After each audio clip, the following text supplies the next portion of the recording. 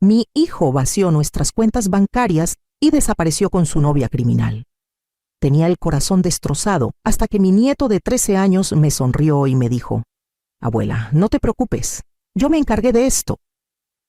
Días después, mi hijo llamó gritando: «Mi nombre es Carmen, tengo 67 años, y lo que voy a contarte cambió mi vida para siempre.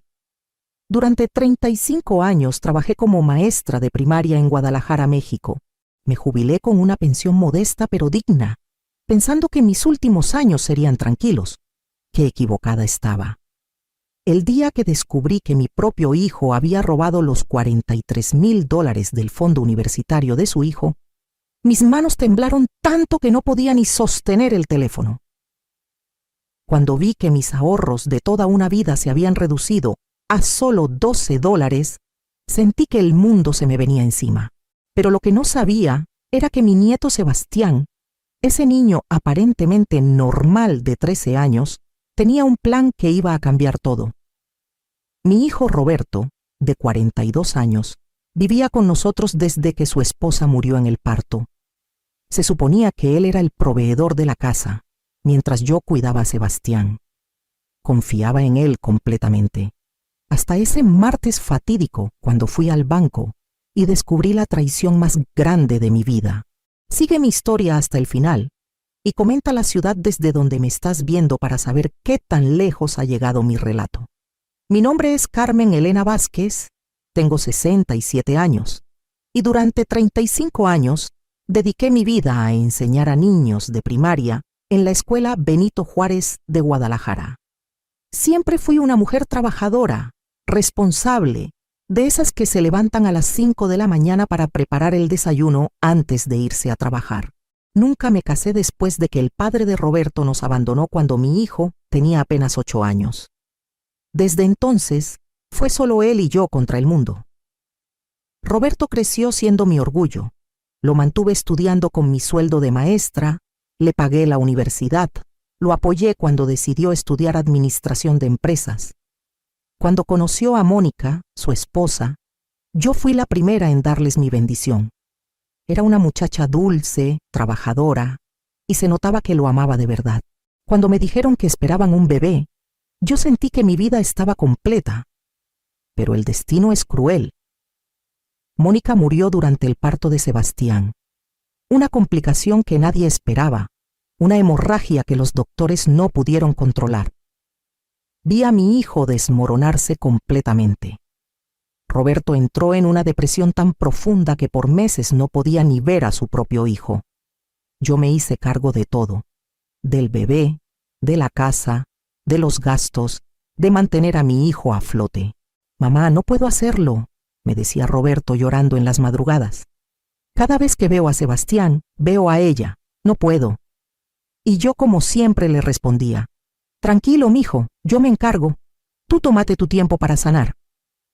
Ese tiempo se convirtió en 13 años. Durante todos estos años, yo crié a Sebastián como si fuera mi propio hijo. Le enseñé a caminar, a hablar. Lo llevé a la escuela todos los días. Lo cuidé cuando estaba enfermo. Le ayudé con las tareas. Roberto trabajaba, sí, pero emocionalmente nunca estuvo presente. Era como si viviera con nosotros, pero no fuera realmente parte de la familia. Yo usé mi pensión para mantener la casa. Éramos una familia de clase media, nada lujoso, pero vivíamos cómodamente en una casa de 3 recámaras en la colonia americana. Roberto se suponía que manejaba las finanzas familiares porque yo, siendo honesta, nunca fui muy buena con los números. Él me dijo que había abierto una cuenta de ahorros para la universidad de Sebastián, que cada mes depositaba dinero ahí. Yo confiaba en él completamente. «No te preocupes, mamá», me decía siempre. «Yo me encargo de que a Sebastián no le falte nada. Voy a asegurarme de que tenga dinero para la universidad».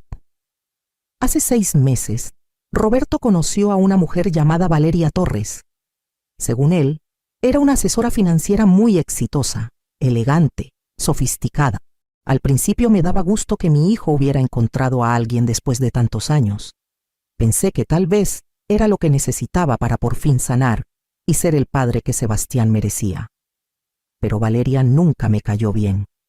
Había algo en sus ojos, algo falso en su sonrisa. Cuando venía a la casa, miraba todo como si estuviera evaluando cuánto valía cada cosa. Hablaba mucho de dinero, de inversiones, de oportunidades de negocio, y Roberto la escuchaba embobado, como si cada palabra que saliera de su boca fuera oro puro. Carmen, me decía con esa sonrisa que no me transmitía confianza, Roberto me ha contado que tienes una pensión muy buena. Deberías considerar hacer algunas inversiones. Yo podría ayudarte a hacer crecer ese dinero. Yo siempre le respondía educadamente que no, que estaba bien con mi pensión tal como estaba, pero notaba que después de esas conversaciones, Roberto y ella se quedaban hablando en voz baja, y yo sentía una inquietud que no podía explicar. Sebastián también notaba algo extraño. Era un niño muy observador. Siempre había sido maduro para su edad.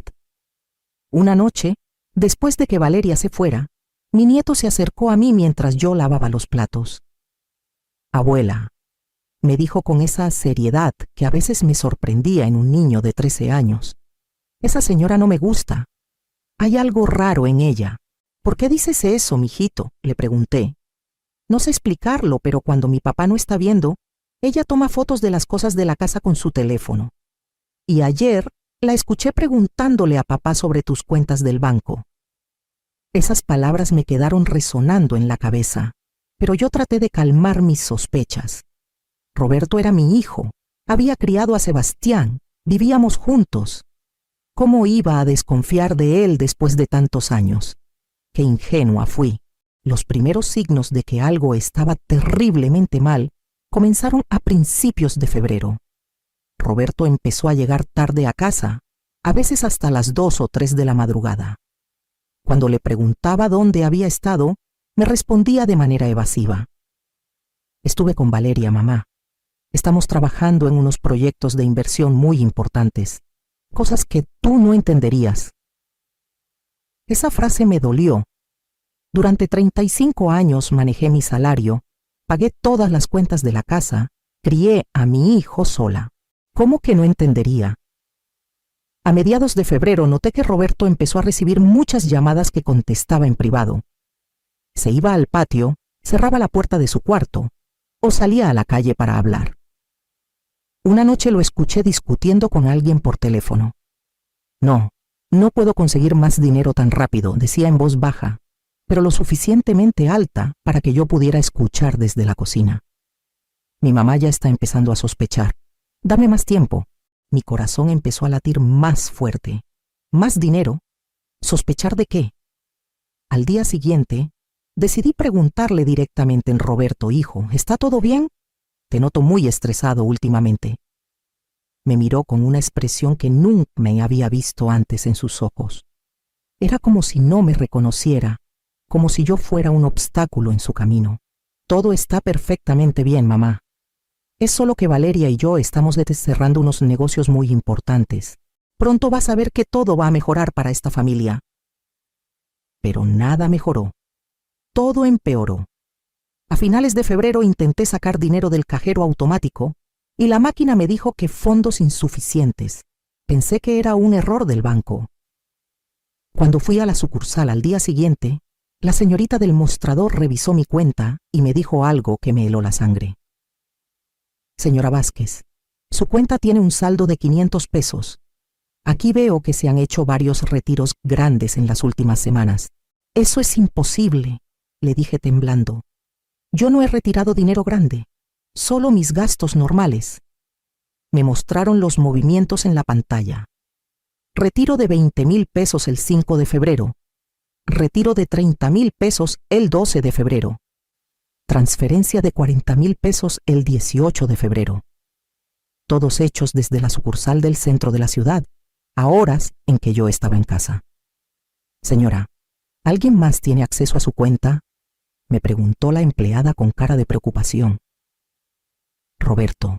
Solo Roberto tenía acceso a mis cuentas. Yo le había dado una tarjeta adicional y el NIP años atrás, cuando empezó a ayudarme con las compras del supermercado. Llegué a casa ese día sintiéndome mareada, confundida, traicionada. Cuando Roberto llegó esa noche, lo esperé en la sala. Roberto, necesitamos hablar. Le dije tratando de mantener la calma. ¿Qué pasa, mamá? Se ve muy seria. Fui al banco hoy. Alguien ha estado retirando dinero de mi cuenta, dinero que yo no autoricé. Vi cómo su cara cambió completamente. Primero sorpresa fingida, después enojo.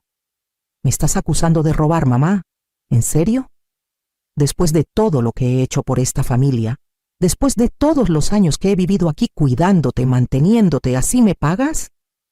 Su reacción me confundió tanto que por un momento dudé de mí misma. Tal vez había sido un error del banco. Tal vez yo había autorizado esos movimientos y no me acordaba. No, hijo, yo no te estoy acusando de nada. Solo quiero entender qué pasó. Lo que pasó es que ya estoy harto de tus desconfianzas, mamá. Estoy harto de que dudes de todo lo que hago. Valeria tiene razón. Dice que tú nunca has confiado en mí, que siempre me has tratado como si fuera un niño incapaz. Esa noche Roberto se fue de la casa dando un portazo. No regresó en 2 días. Sebastián notó inmediatamente que algo estaba mal. Mi nieto siempre había sido muy perceptivo, pero esos días parecía estar especialmente atento a todo lo que pasaba en la casa. Abuela, ¿dónde está mi papá?, me preguntó el segundo día. Se fue con Valeria, mijito. Regresa pronto. Sebastián me miró con esos ojos tan inteligentes que tenía, tan parecidos a los de su madre. Abuela, ¿te puedo decir algo? Pero prométeme que no se lo vas a contar a nadie. Claro, mijito, puedes contarme lo que sea. Ayer, antes de que mi papá se fuera, lo vi en tu cuarto. Estaba sacando papeles de tu cajón, el donde guardas tus documentos importantes. Cuando me vio, cerró todo muy rápido y me dijo que estaba buscando unas facturas. Pero yo creo que estaba mintiendo. Mi sangre se heló. En ese cajón yo guardaba mis documentos del banco, mis tarjetas, mis papeles de la pensión. También guardaba ahí la información de la cuenta universitaria de Sebastián. Esa misma noche, Roberto regresó, pero no estaba solo. Venía con Valeria, y los dos parecían muy nerviosos. Mamá, me dijo Roberto evitando mirarme a los ojos. Valeria y yo hemos estado hablando. Creemos que sería mejor si tú te mudaras a un lugar más pequeño, más fácil de mantener. Nosotros nos podemos quedar aquí con Sebastián. Sería mejor para todos. ¿Cómo que me mude?, pregunté incrédula. Roberto, esta es mi casa. Aquí he vivido por 20 años. Aquí crié a Sebastián. Valeria, que hasta ese momento había permanecido callada, habló con una sonrisa que me dio escalofríos.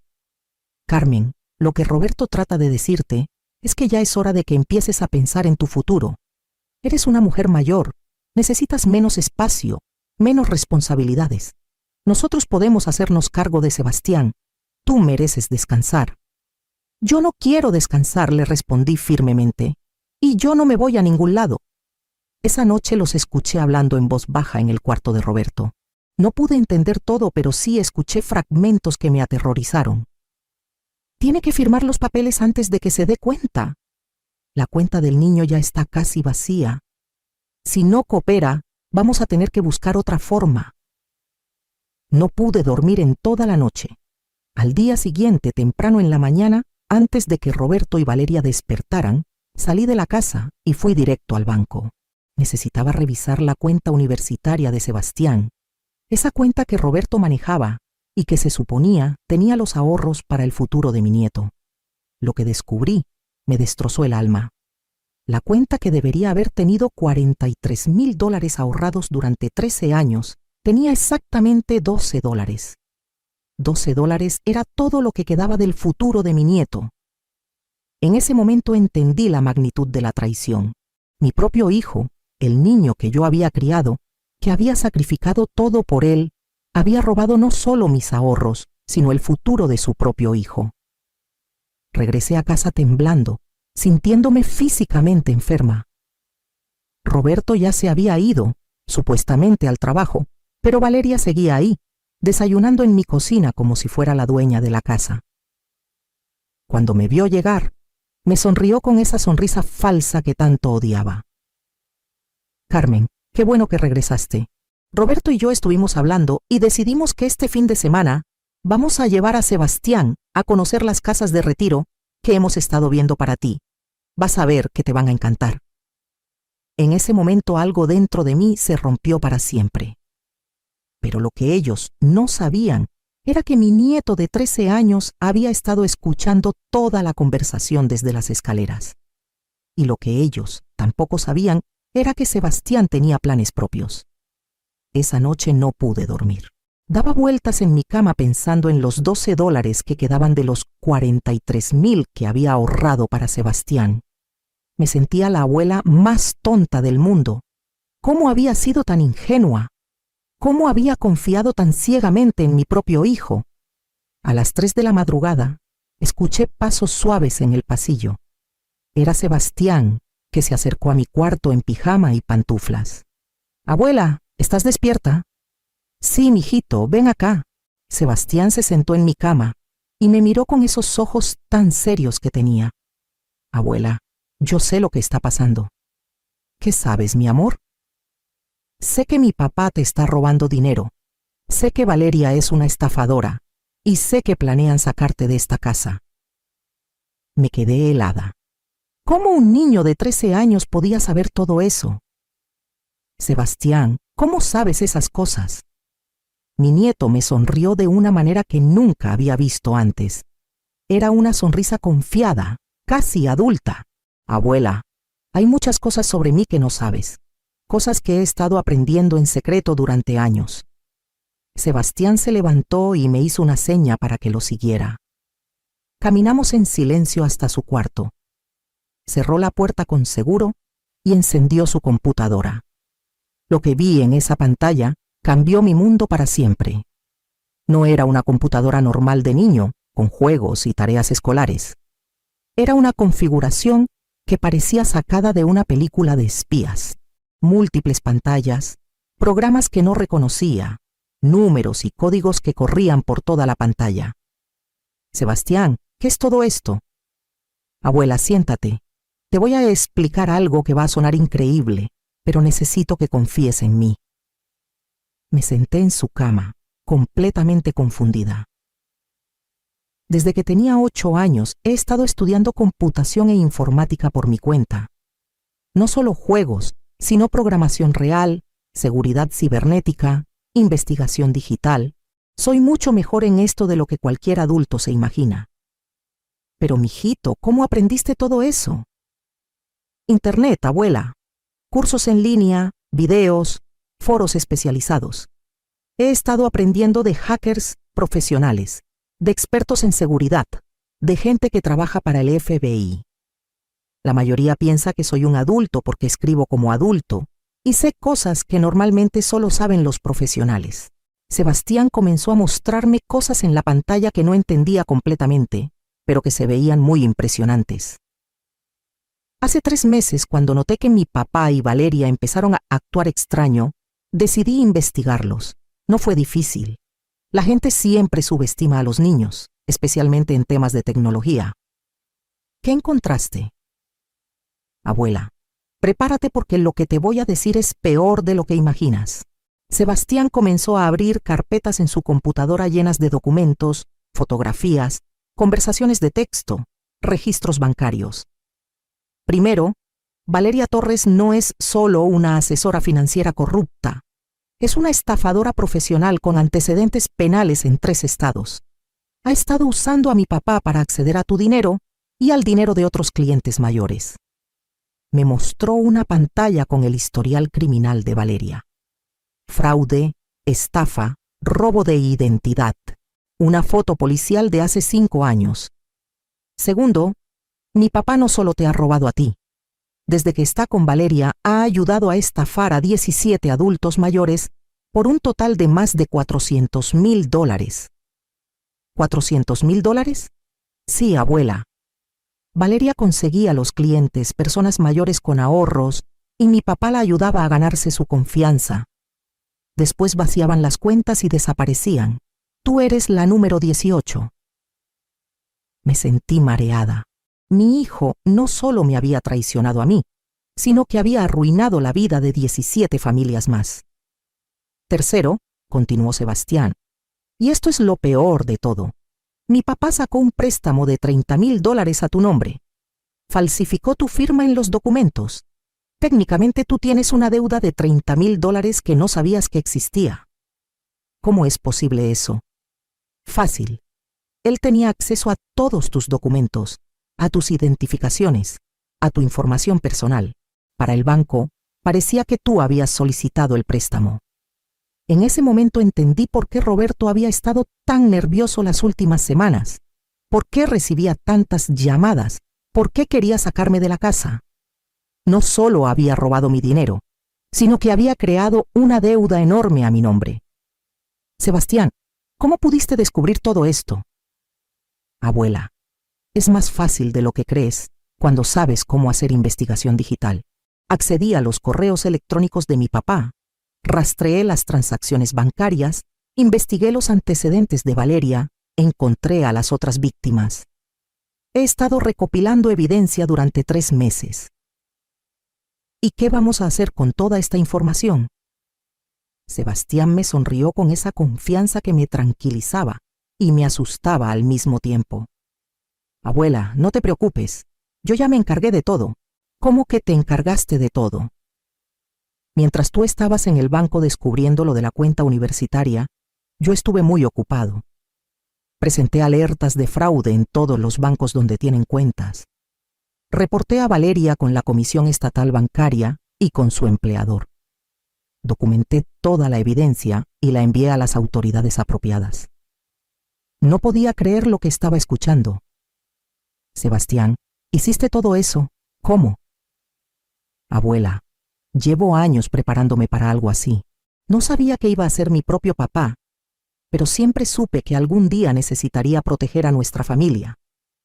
Tú has sido la única persona que realmente me ha cuidado en toda mi vida. No iba a permitir que te lastimaran. En ese momento me di cuenta de que mi nieto de 13 años no era un niño normal. Era extraordinario de una manera que yo nunca había imaginado. Pero hay algo más, abuela. Algo que descubrí ayer y que lo cambia todo. ¿Qué cosa? Mi papá y Valeria no planeaban solo robarte y echarte de la casa. Encontré conversaciones entre ellos donde hablan de hacerte firmar un poder notarial que les daría control total sobre todos tus bienes. Y si tú no cooperabas, tenían un plan para declararte mentalmente incapacitada. Sentí como si el piso se abriera debajo de mis pies. ¿Quería declararme loca? Sí, abuela. Valeria conoce doctores corruptos que habrían testificado que tú tienes demencia o Alzheimer. Te habrían internado en un psiquiátrico y ellos habrían quedado como tus tutores legales. Habrían tenido acceso a tu pensión, a la casa, a todo. Pero lo que ellos no sabían era que mi nieto había estado documentando cada paso de su plan criminal. Abuela, mañana en la mañana vas a recibir una llamada del FBI. Les mandé toda la evidencia que tengo. También vas a recibir una llamada del banco cancelando ese préstamo fraudulento. Y Valeria va a recibir una llamada de su jefe despidiéndola inmediatamente. ¿El FBI? Sí, abuela. Cuando cruzas las líneas estatales para cometer fraude, se convierte en un crimen federal. Mi papá y Valeria están en serios problemas. En ese momento supe que ya no estaba sola. Mi nieto de 13 años había resultado ser mi protector, mi vengador, mi salvador. Pero lo que ellos no sabían era que Sebastián tenía un plan mucho más elaborado de lo que yo podía imaginar. Al día siguiente, viernes por la mañana, Sebastián y yo desayunamos solos. Roberto había salido muy temprano, según él, a una reunión de trabajo importante. Yo sabía que en realidad había ido a encontrarse con Valeria para planear su siguiente movimiento. Lo que ellos no sabían era que cada paso que daban, mi nieto los estaba monitoreando. Abuela, me dijo Sebastián mientras comía su cereal, hoy van a pasar muchas cosas. Necesito que actúes completamente normal. Si mi papá o Valeria notan que algo ha cambiado, podrían sospechar. ¿Qué tipo de cosas van a pasar? Las llamadas que te dije ayer, pero también otras cosas que puse en movimiento. Es importante que cuando mi papá regrese, tú te comportes como si todavía no supieras nada. A las 10 de la mañana, tal como Sebastián había predicho, sonó el teléfono. Era una agente del FBI llamada Sandra Mendoza. Señora Vázquez, recibimos una denuncia muy detallada sobre actividades fraudulentas que involucran a miembros de su familia. ¿Podría venir a nuestra oficina esta tarde para revisar la evidencia que nos enviaron? Miré a Sebastián, quien me guiñó el ojo desde la cocina. Por supuesto, agente Mendoza. ¿A qué hora sería conveniente? Podría ser a las 3 de la tarde. Y señora Vázquez, es importante que no comente esta llamada con nadie hasta que hablemos. A las 11:30 sonó el teléfono de nuevo. Era el manager del banco. Señora Vázquez, hemos detectado actividad fraudulenta en una cuenta que aparece a su nombre. Necesitamos que venga inmediatamente para cancelar un préstamo que parece haber sido solicitado sin su autorización. A las 12 del día, mientras Sebastián y yo almorzábamos, recibí la tercera llamada. Era una mujer que se identificó como Elena Ruiz, supervisora de la empresa donde trabajaba Valeria. Señora Vázquez, ¿usted es cliente de la señorita Valeria Torres? No exactamente, ella es la novia de mi hijo. Entiendo. Señora, hemos recibido información muy seria sobre las actividades de la señorita Torres. Hemos iniciado una investigación interna y queremos saber si usted ha tenido algún problema financiero relacionado con ella. Bueno, yo dudé, recordando las instrucciones de Sebastián de actuar normal. Señora, permítame ser directa. La señorita Torres fue despedida esta mañana. Encontramos evidencia de que ha estado usando información de clientes para actividades fraudulentas. Si usted ha sido afectada, necesita reportarlo inmediatamente. Cuando colgué el teléfono, miré a Sebastián con asombro. ¿Cómo sabías exactamente cuándo iban a llamar? Porque yo programé todo para que sucediera hoy, abuela. Envié los reportes con tiempo suficiente para que cada agencia actuara exactamente cuando yo quería que actuaran. Pero, mijito, ¿cómo un niño de 13 años puede saber tanto sobre el FBI y los bancos? Sebastián se rió suavemente. Abuela, he estado estudiando estos sistemas durante años. Sé exactamente cómo funcionan, cuánto tiempo toman en procesar reportes, qué tipo de evidencia necesitan. No es magia, es investigación y planificación. A las 2 de la tarde, Roberto regresó a casa. Venía muy nervioso, contestando llamadas constantemente. Notaba que evitaba mirarme a los ojos. Mamá, ¿cómo estás? ¿Pasó algo interesante hoy? No, hijo, todo normal. Sebastián y yo estuvimos en casa toda la mañana. Roberto se veía muy agitado. Su teléfono no paraba de sonar, pero él no contestaba las llamadas cuando estábamos presentes. Mamá, Valeria y yo vamos a salir esta tarde.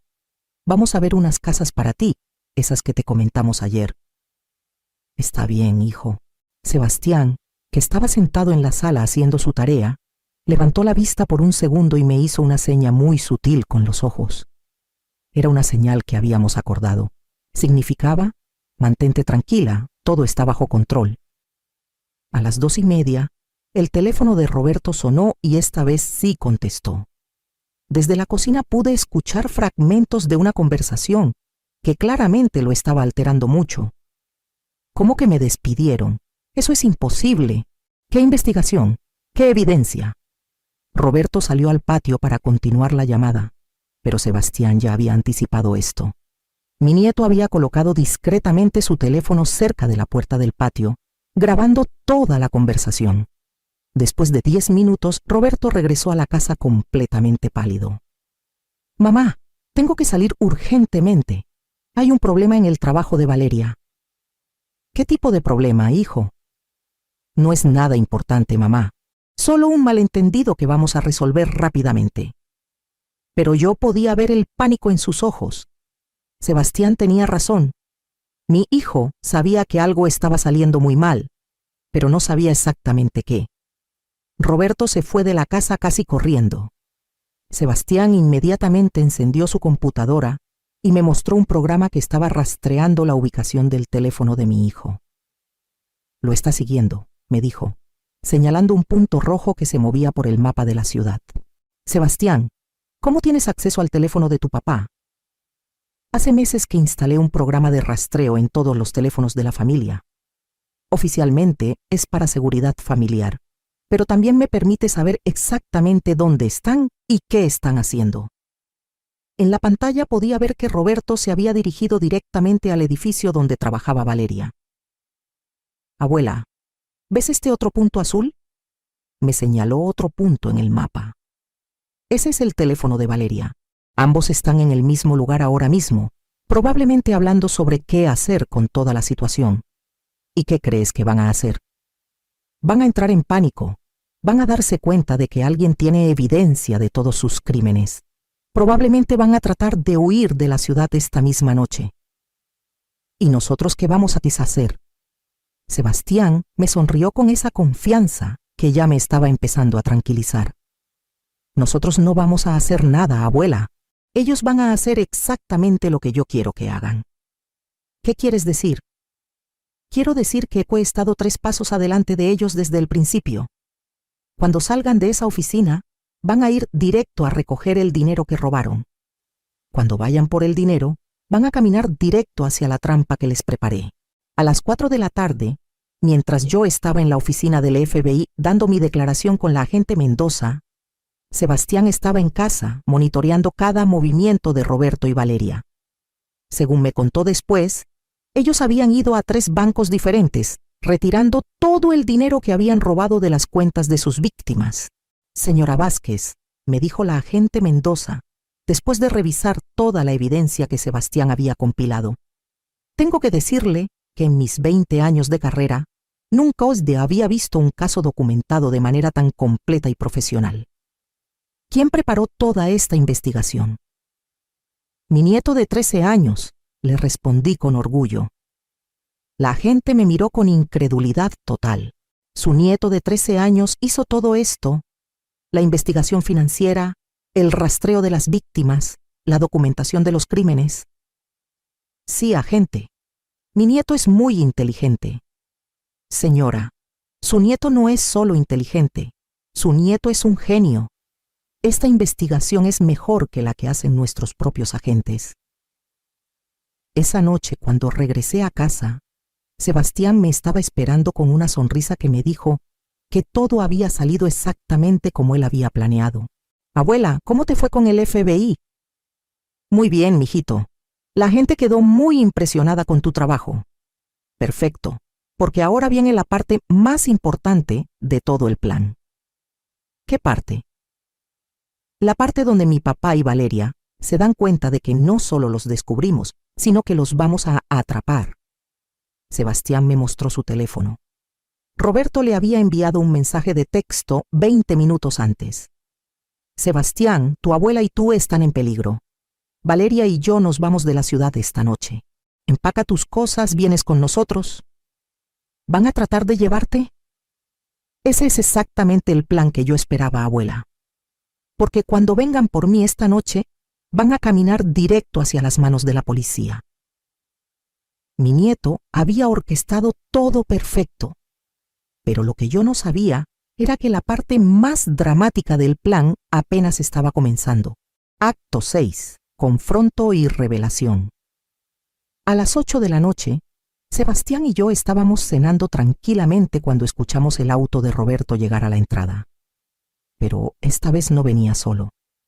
Escuchamos 2 puertas cerrarse y pasos apresurados hacia la casa. Abuela, me susurró Sebastián, recuerda, actúa sorprendida por todo lo que van a decir. Déjame manejar la situación. Roberto entró a la casa como huracán, seguido por Valeria, que cargaba 2 maletas grandes. Ambos se veían desesperados, sudorosos como animales acorralados. Sebastián, ve a empacar tus cosas ahora mismo, le gritó Roberto a su hijo. Nos vamos de la ciudad esta noche. ¿Cómo que se van de la ciudad?, pregunté, fingiendo confusión total. Roberto, ¿qué está pasando? Mamá, No hay tiempo para explicaciones. Hay gente muy peligrosa que nos está buscando a Valeria y a mí. Tenemos que irnos inmediatamente. Valeria, que estaba revisando nerviosamente su teléfono, levantó la vista con esos ojos fríos que siempre me habían dado mala espina. Carmen, tu hijo y yo hemos estado involucrados en algunos negocios que salieron mal. Gente muy mala nos está buscando. Si nos quedamos aquí, todos ustedes van a estar en peligro. ¿Qué tipo de negocios? Insistí. Mamá, no importa qué tipo de negocios. Roberto estaba gritando ahora. Solo importa que nos vayamos ahora mismo. Sebastián, que había permanecido callado hasta ese momento, habló con una calma que contrastaba completamente con la histeria de su padre. Papá, ¿de qué gente peligrosa estás hablando? ¿Del FBI? Roberto se quedó helado. Valeria dejó caer su teléfono. ¿Cómo sabes del FBI? Tartamudeó Roberto. Sebastián se levantó lentamente de la mesa, caminó hacia la sala y encendió su laptop. En la pantalla grande del televisor que estaba conectada a su computadora, comenzaron a aparecer documentos, fotografías, grabaciones de audio. Porque yo fui quien los llamó, papá. La cara de Roberto cambió por completo. De pánico pasó a incredulidad, después a horror. ¿Tú llamaste al FBI? Sebastián, ¿qué hiciste? Lo que tenía que hacer para proteger a mi abuela y para detener a 2 criminales que han arruinado la vida de 18 familias. En la pantalla del televisor apareció una foto policial de Valeria de hace 5 años. Valeria Torres, también conocida como Valeria Sánchez, también conocida como Victoria Torres. 3 identidades falsas, 5 estados, 22 víctimas documentadas de fraude financiero. Valeria se puso completamente pálida. Roberto, le dijo a mi hijo con voz temblorosa, tu hijo está loco, no sabe de qué está hablando. Sebastián continuó haciendo clic en su computadora. En la pantalla aparecieron extractos bancarios, transferencias de dinero, documentos legales. Papá, el 5 de febrero retiraste 20,000 pesos de la cuenta de mi abuela. El 12 de febrero, 30,000 más. El 18 de febrero, transferiste 40,000 pesos a una cuenta que pertenece a Valeria bajo el nombre de Victoria Torres. Roberto estaba temblando ahora. Sebastián, hijo, tú no entiendes. Yo iba a devolver ese dinero. Era solo un préstamo temporal. ¿Un préstamo temporal? Sebastián hizo clic en otro archivo. Como el préstamo temporal de $30,000 que sacaste a nombre de mi abuela sin su autorización. En la pantalla apareció el documento del préstamo con la firma falsificada de mi nombre. O tal vez te refieres a los préstamos temporales que hicieron con el dinero de María González, de 73 años. O con el dinero de Carlos Herrera, de 81 años. O con el dinero de Rosa Martínez, de 69 años. Una por una, las fotos de las víctimas fueron apareciendo en la pantalla. Eran rostros de personas mayores, gente como yo, que había confiado en los criminales equivocados. 17 personas mayores, papá, $400,000 robados, 5 años de cárcel mínimo por fraude federal. Valeria, que hasta ese momento había estado callada, explotó de furia. Eres solo un niño estúpido que no sabe nada de la vida. Tu papá y yo somos adultos. Podemos hacer lo que queramos con nuestro dinero. Sebastián la miró con esa frialdad que me recordaba tanto a su madre. Valeria, no es su dinero, es dinero robado. Y ahora mismo, mientras estamos aquí hablando, hay agentes federales rodeando esta casa. Roberto y Valeria corrieron hacia las ventanas. Efectivamente, había luces rojas y azules afuera. Varios autos policiales habían llegado sin hacer ruido. ¿Cómo sabían que íbamos a estar aquí?, gritó Valeria. Sebastián levantó su teléfono. Porque los he estado rastreando todo el día. Sabía que iban a venir por mí esta noche. Sabía que iban a tratar de huir. Y también sabía que este era el momento perfecto para que la policía los arrestara con toda la evidencia. Roberto se dejó caer en el sofá completamente derrotado. Sebastián, ¿por qué? Soy tu papá. ¿Por qué me hiciste esto? Mi nieto se acercó a su padre y por primera vez en toda la noche vi emociones reales en sus ojos. No era solo el genio frío y calculador. También era un niño de 13 años que acababa de entregar a su propio padre a la policía. Porque tú nunca fuiste mi papá, Roberto. Mi papá habría muerto antes de robarle a su propia madre. Mi papá habría protegido a su familia, no la habría traicionado. Mi papá habría honrado la memoria de mi mamá, no la habría deshonrado asociándose con una criminal. Las lágrimas comenzaron a rodar por las mejillas de Roberto. Sebastián, yo solo quería darte una vida mejor. Valeria me prometió que podríamos hacer mucho dinero, que podríamos vivir bien. Mentiste, papá. No querías darme una vida mejor. Querías darte una vida mejor a ti mismo, sin importar a quién lastimaras en el proceso. Incluida mi abuela, la única persona que realmente me ha cuidado en toda mi vida. En ese momento sonó el timbre de la casa. Era la agente Mendoza del FBI, acompañada por 4 agentes más. Señora Vázquez, ¿podemos pasar? Por supuesto, agente. Los agentes entraron e inmediatamente se dirigieron hacia Roberto y Valeria. Roberto Vázquez, está usted arrestado por fraude bancario, robo de identidad y conspiración para cometer estafa. Valeria Torres, está usted arrestada por fraude financiero federal, lavado de dinero y estafa a adultos mayores. Mientras les leían sus derechos, Valeria me miró con odio puro. Esto no va a quedar así, Carmen. Cuando salga de la cárcel, voy a regresar por ti y por tu nieto genio. La agente Mendoza la interrumpió firmemente. Señorita Torres, considerando sus antecedentes y la magnitud de los crímenes, usted va a estar en prisión federal por mucho tiempo. No va a regresar por nadie. Roberto, mientras le ponían las esposas, me miró con lágrimas en los ojos. Mamá, perdóname. Perdóname por todo. Yo sentí una mezcla de tristeza y alivio que no sabía cómo procesar. Roberto, eres mi hijo y siempre te voy a amar. Pero lo que hiciste no tiene perdón. Después de que se llevaron a Roberto y Valeria, la agente Mendoza se acercó a Sebastián. Joven, necesito hacerle una pregunta oficial. ¿Cómo obtuvo usted acceso a toda la información financiera que utilizó en esta investigación? Sebastián la miró con esa confianza que ya me parecía natural en él. Agente Mendoza, todo lo que hice fue completamente legal. Usé solo información pública, registros disponibles para cualquier ciudadano y evidencia que ellos mismos dejaron en computadoras de la familia. No hackeé ningún sistema, no violé ninguna ley federal. ¿Y su edad? ¿Realmente tiene usted 13 años? Sí, señora. Cumplo 14 en 2 meses. La agente me miró con una expresión que nunca voy a olvidar. Señora Vázquez, su nieto acaba de resolver un caso que a nosotros nos habría tomado meses investigar. Literalmente, nos entregó a 2 criminales federales con toda la evidencia necesaria para condenarlos. Agente Mendoza, ¿qué va a pasar ahora? Ahora van a ir a juicio. Con la evidencia que su nieto recopiló, van a ser condenados sin duda alguna. Roberto probablemente recibirá entre 5 y 7 años de prisión federal.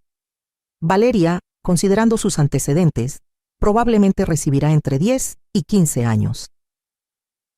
Esa noche, después de que todos se fueron, Sebastián y yo nos sentamos en la sala, finalmente solos, finalmente seguros. Sebastián, ¿cómo te sientes? Triste, abuela, pero también aliviado. Mi papá necesitaba aprender esta lección, aunque fuera de la manera más difícil. ¿Y ahora qué vamos a hacer? Sebastián me sonrió con esa sonrisa que me daba tanta paz. Ahora vamos a reconstruir nuestras vidas, pero esta vez nadie nos va a lastimar nunca más. Pero lo que yo no sabía era que la historia apenas estaba llegando a su parte más satisfactoria. 6 meses después, mi vida se había transformado completamente. Roberto fue sentenciado a 5 años en prisión federal por fraude, robo de identidad y conspiración. Valeria recibió 12 años por fraude federal múltiple y lavado de dinero. La justicia había sido servida de la manera más perfecta posible, pero lo más importante de todo es que recuperamos $18,400 del dinero robado. No era todo lo que habían robado, pero era suficiente para reconstruir el fondo universitario de Sebastián y asegurar nuestro futuro inmediato. Las otras 17 víctimas también recuperaron al menos parte de su dinero cuando liquidaron los bienes de Valeria. El préstamo fraudulento de $30,000 fue cancelado completamente. El banco no solo eliminó la deuda, sino que me pidió disculpas formales por no haber detectado la falsificación de mi firma. Incluso me ofrecieron servicios bancarios gratuitos de por vida como compensación. Pero la transformación más increíble fue la de Sebastián. Mi nieto usó toda la experiencia de este caso para crear algo extraordinario. Con la ayuda de un abogado especialista en menores que conocimos durante el proceso legal, Sebastián estableció un sitio web profesional llamado Servicios de Protección Financiera Familiar. Por supuesto, debido a su edad, yo soy oficialmente la propietaria del negocio, pero Sebastián es el cerebro detrás de todo. Su sitio web ayuda a otras familias a protegerse contra fraudes financieros. Ofrece consultas, investigaciones básicas y educación sobre seguridad financiera digital. En estos 6 meses, hemos ayudado a 14 familias más a descubrir y detener estafas similares. Sebastián ha desarrollado una reputación como el detective financiero más joven del país. Incluso hemos aparecido en el periódico local y en un programa de noticias de televisión. Abuela, me dijo Sebastián hace unas semanas mientras trabajaba en su computadora. ¿Sabes qué es lo más increíble de todo esto? ¿Qué cosa, mijito?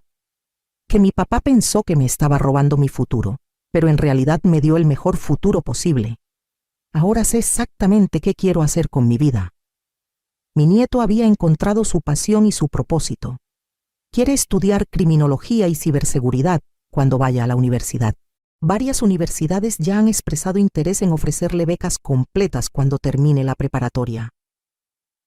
Hace 3 meses, Roberto me llamó desde la prisión federal en Veracruz. Era la primera vez que hablábamos desde la noche de su arresto. Mamá, ¿puedes perdonarme algún día? Roberto, eres mi hijo. Ya te perdoné. Pero perdonarte no significa que voy a olvidar lo que hiciste, ni que las cosas van a volver a ser como antes. ¿Puedo hablar con Sebastián?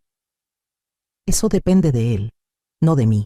Sebastián decidió hablar con su padre esa vez, pero la conversación duró menos de 5 minutos. Papá, estoy bien. Mi abuela y yo estamos bien. Espero que uses estos años en prisión para pensar en el hombre que quieres ser cuando salgas. Sebastián, ¿hay alguna posibilidad de que podamos ser una familia de nuevo cuando yo salga? Mi nieto me miró antes de responder, y yo pude ver la madurez de un adulto en esos ojos de 14 años. Papá, tú dejaste de ser parte de esta familia el día que decidiste robarnos. Mi abuela y yo ya somos una familia completa. Si algún día quieres intentar ser parte de nuestras vidas de nuevo, vas a tener que ganártelo. Pero por ahora, estamos mejor sin ti. Hace 2 semanas Roberto volvió a llamar. Esta vez, cuando le ofrecí el teléfono a Sebastián, mi nieto negó con la cabeza. Abuela, dile que no quiero hablar con él, que no vuelva a llamar hasta que cumpla su sentencia completa. Necesita entender que las acciones tienen consecuencias duraderas. Le transmití el mensaje a Roberto. Se puso a llorar al teléfono. Mamá, perdí a mi hijo para siempre, ¿verdad? Roberto, no perdiste a tu hijo. Tú elegiste traicionar a tu hijo. Hay una diferencia muy grande. Esa fue la última vez que Roberto llamó. Ahora, Sebastián y yo vivimos en paz por primera vez en años. Nuestra casa volvió a ser nuestro hogar, no un lugar donde teníamos que caminar sobre cáscaras de huevo. Mi nieto estudia, trabaja en sus proyectos de ciberseguridad y por las tardes me enseña sobre computadoras mientras yo le enseño a cocinar las recetas de su abuela. El mes pasado, una reportera del periódico nacional nos entrevistó para un artículo sobre fraude familiar. Le preguntó a Sebastián qué consejo le daría a otros niños que sospechan que sus padres están haciendo algo malo. Mi consejo es que confíes en tus instintos, respondió mi nieto con esa seguridad que ya era parte natural de su personalidad. Si algo no se siente bien, probablemente no está bien. Y si los adultos en tu vida no te protegen, a veces tienes que protegerte a ti mismo y a las personas que amas. ¿No te sientes mal por haber enviado a tu papá a la cárcel?, le preguntó la reportera. Me siento mal porque mi papá eligió ser un criminal. No me siento mal por detener a un criminal, aunque fuera mi papá. La familia significa protegerse mutuamente, no lastimarse mutuamente. La reportera también me preguntó a mí cómo me sentía sobre toda la situación. Me siento orgullosa, le respondí sin dudarlo. Orgullosa de mi nieto por tener el valor de hacer lo correcto cuando los adultos a su alrededor no lo hicieron. Orgullosa de haber criado a un niño que entiende la diferencia entre el bien y el mal. Y orgullosa de saber que nunca más voy a ser víctima de nadie. Hace una semana recibimos una carta muy especial. Era de María González, una de las víctimas de Valeria y Roberto. Es una señora de 73 años de Ciudad de México que había perdido los ahorros de toda su vida. Querida Carmen y querido Sebastián, decía la carta, gracias a ustedes recuperé 11,000 pesos de los 20,000 que me robaron. Pero más importante, gracias a ustedes recuperé mi fe en que todavía hay gente buena en el mundo. Sebastián, eres un héroe. Carmen, tienes un nieto extraordinario. Esa carta me hizo llorar de felicidad. Hoy, mientras escribía esta historia en mi diario, Sebastián se acercó a mí con una sonrisa traviesa. Abuela, ¿sabías que nuestro sitio web recibió una solicitud muy interesante hoy? ¿Qué tipo de solicitud? Una universidad en Estados Unidos quiere que vaya a dar una conferencia sobre seguridad financiera familiar. Me van a pagar $5,000 por 2 horas de presentación. $5,000. Sebastián, eso es increíble. Sí, abuela. Pero lo más increíble es que al final de todo esto, nosotros ganamos. Mi papá pensó que nos iba a robar nuestro futuro, pero terminó dándonos un futuro mejor del que jamás habríamos imaginado. Mi nieto tenía razón. A los 67 años, yo había descubierto que nunca es demasiado tarde para empezar una nueva vida. Y había aprendido que a veces los héroes vienen en paquetes pequeños de 13 años con computadoras y una determinación inquebrantable de proteger a las personas que aman. Si estás viviendo algo similar, quiero que sepas que no estás sola, que nunca es demasiado tarde para defenderte, que la familia real es la que te protege, no la que te lastima, y que a veces la justicia llega de las maneras más inesperadas. La traición de Roberto me rompió el corazón, pero también me liberó. Me liberó de años de preocuparme por un hijo que nunca realmente me valoró. Me liberó de caminar sobre cáscaras de huevo en mi propia casa. Y me liberó para descubrir que mi verdadera familia siempre había sido Sebastián y yo. ¿Qué harías tú en mi lugar? ¿Has pasado por algo similar con tu propia familia? ¿Tienes a alguien en tu vida que te protegería como mi nieto me protegió a mí? Comenta abajo tu respuesta.